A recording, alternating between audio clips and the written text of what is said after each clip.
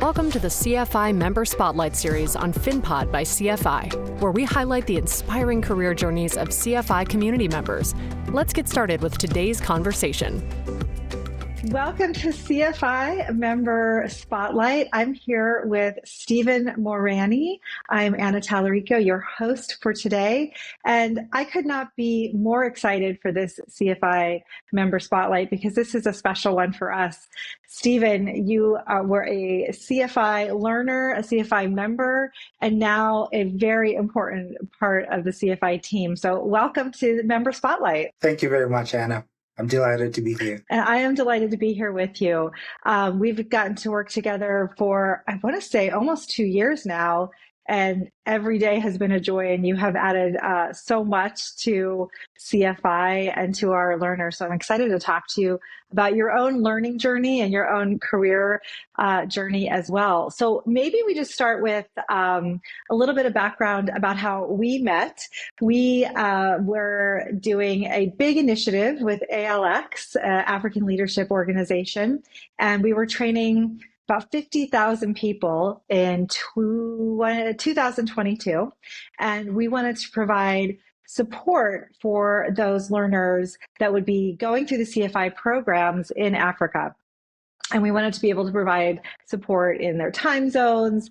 And so we reached out to some of our active CFI learners who had gotten certifications and asked for people that might be wanting to work with CFI and supporting our learners. And we were blessed that you reached out and raised your hand for that.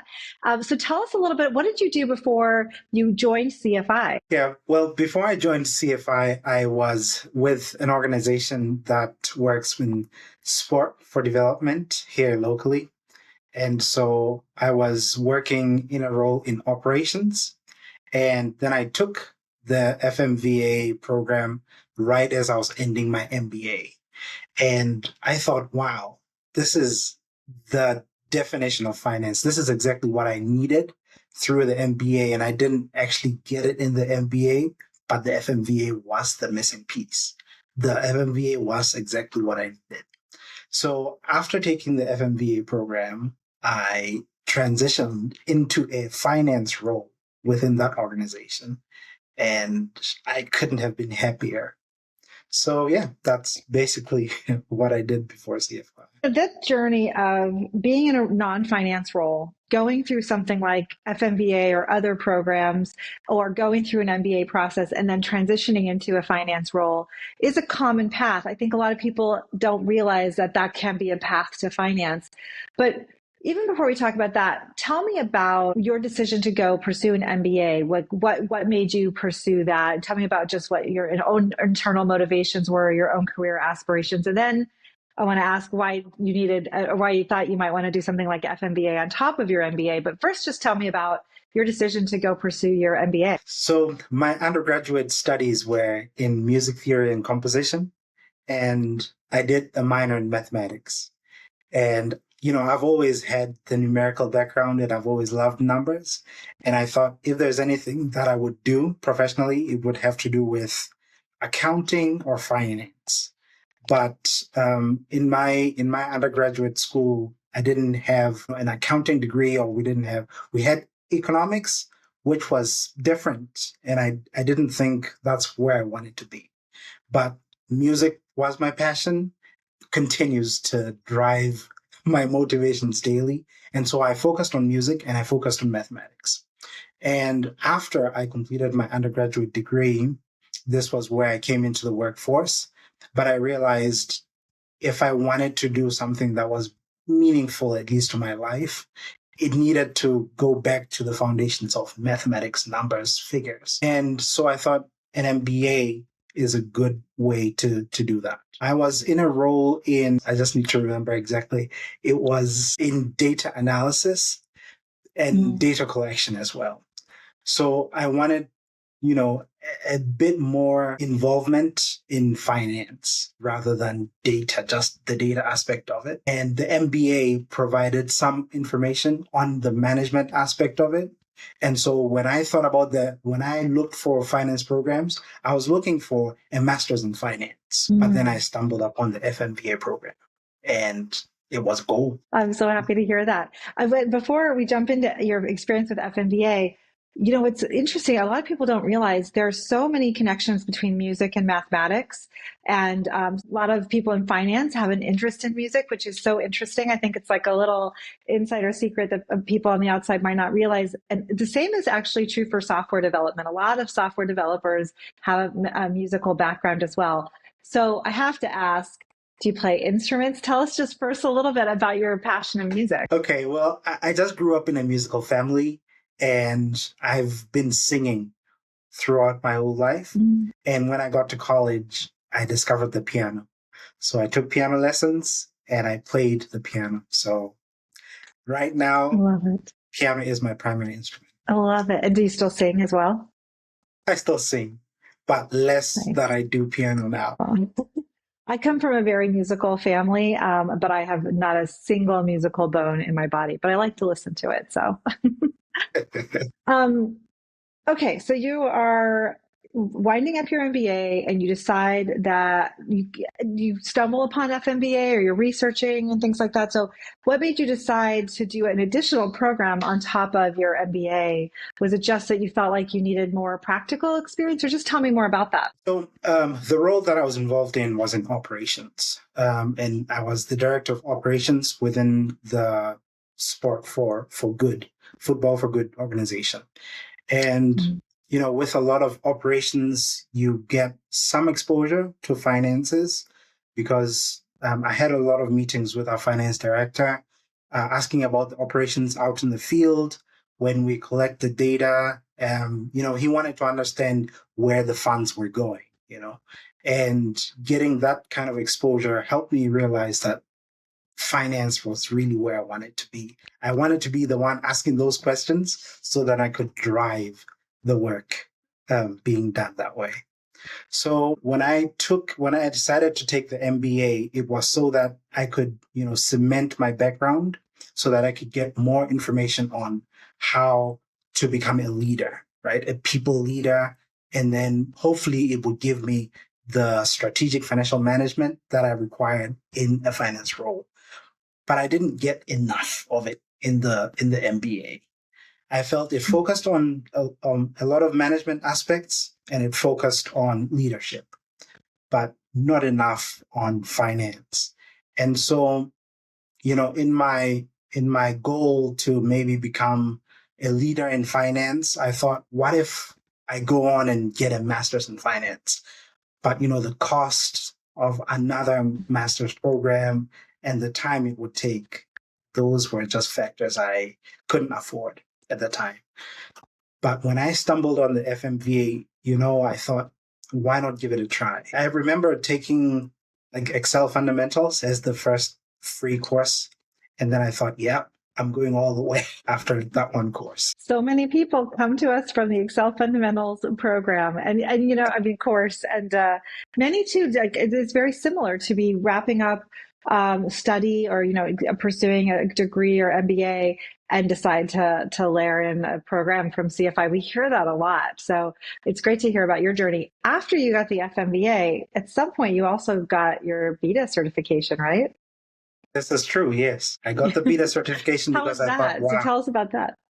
Yeah, the beta was great. And I thought it was a great addition onto the FMVA because now, instead of just looking at the financial component of it, you get to understand financial data and how to analyze it in a way that, will be helpful towards driving financial growth or whatever financial goals you might have for the company. In terms of visualizing data, I had used R a little bit, but not Power BI so much, and neither had I used SQL.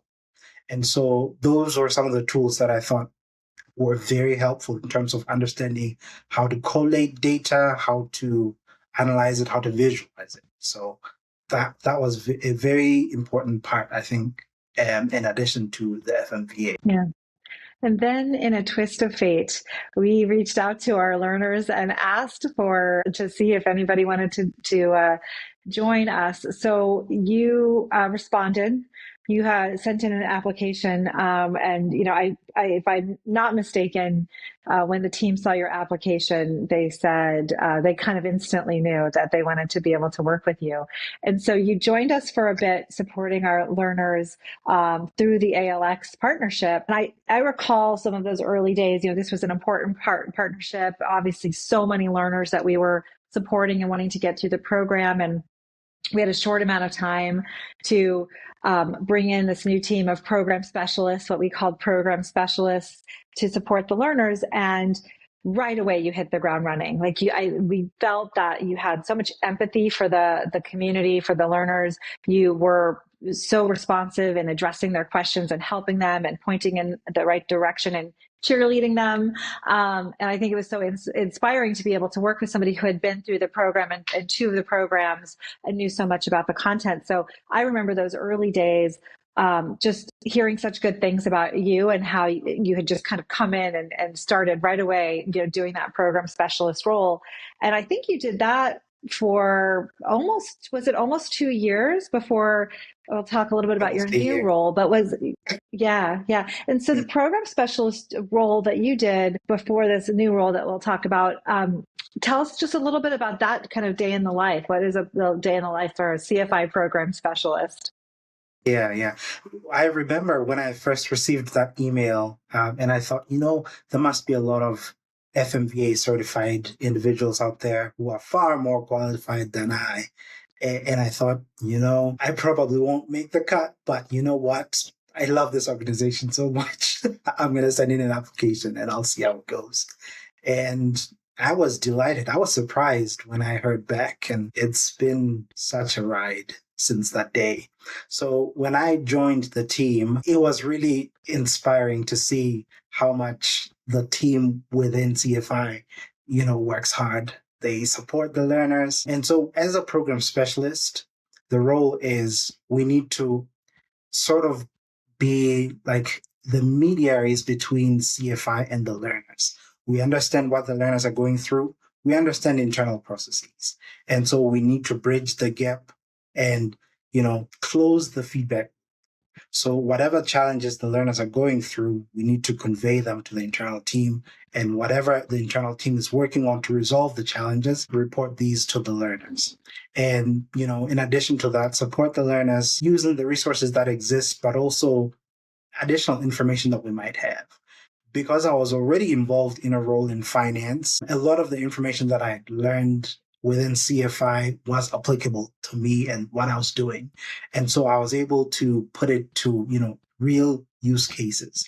And so when I helped the learners, I was able to understand exactly, what they needed or how they could put those principles in practice.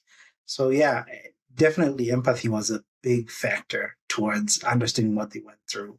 And, some of the experiences that I had with was being a tutor for like a mathematics tutor.